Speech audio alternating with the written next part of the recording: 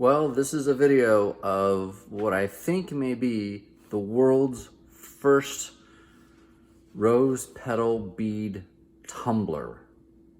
I looked all over the internet for any kind of information about rose bead tumblers and I couldn't find anything. Now, why would you want to create something like this?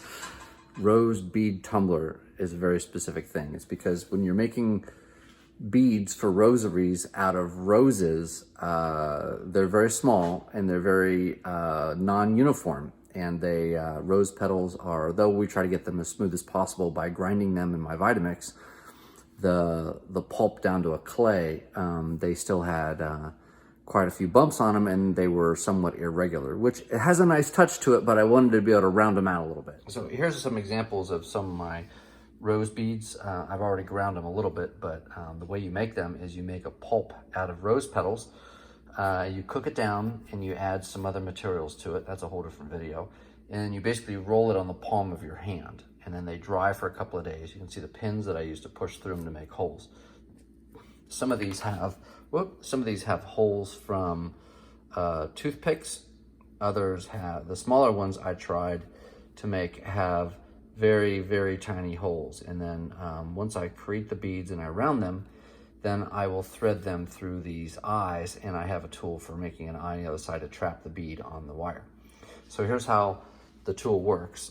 First is I have my cup with the bead sizes that are desired. These happen to be 1/4 inch exactly. So what I can do is I can put the beads in and shake it, and the beads that are too small fall through, and then the ones that are bigger than the size, I can put them in the bead tumbler, tumble them down a little bit so they get smaller, and then shake them, and those fall out, and those are the good ones. And then I can repeat until I get a satisfactory result. So here's my bead tumbler.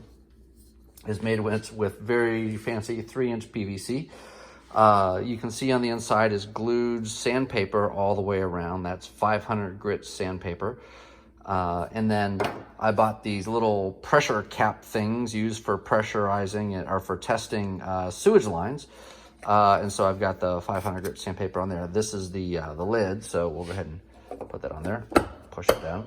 And then I have a platform that goes in here that I invert, that catches the beads and turns them. This is just a piece of cardboard that fits, and the reason for cardboard is that I could get it to fit real nicely in there and sand it down to make it just right. It's got sandpaper on the front of it, and it's kind of squishy soft, which is nice. It's got a little padding to it that catches the beads and throws it up against the edge of the tumbler. And then I've got the other pressure cap down here, which basically holds everything in place, and it spins. Yay! All right, so let's see how this thing works. So I'm gonna take my beads. I'm not gonna be real picky this time. I'm just gonna throw all the beads in there. You can sound that they're fairly hard. They're fairly robust little beads at this point. They've been drying about a week outside, so I got my beads. All right, I'll put it on the tumbler. There we go, close it all up. Now, to start the tumbler, what I'm gonna do is I turn it on end like this, and I have to hold this up a little bit because otherwise it'll collapse down the beads, and that's okay if that happens, but it can move around a little bit. And then I'm going to turn it on and spin it around for a little bit.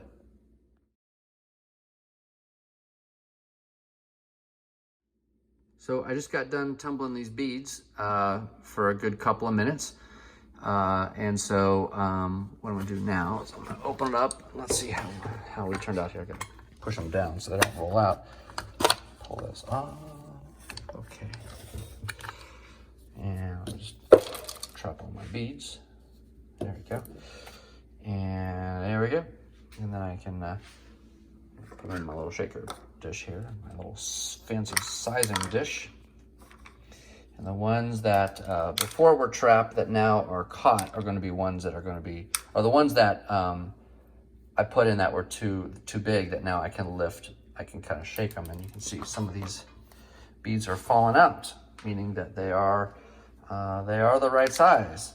So I'm making progress on shaking them down. You can see that the beads, after being spun for a little while, they definitely have gotten some of the abrasions knocked out. They're definitely improving their roundedness, definitely getting closer to a bead that you'd want to see on a rosary. got a little ways to go, a lot of grinding. So there you go, the world's first rosary bead tumbler. Ta-da!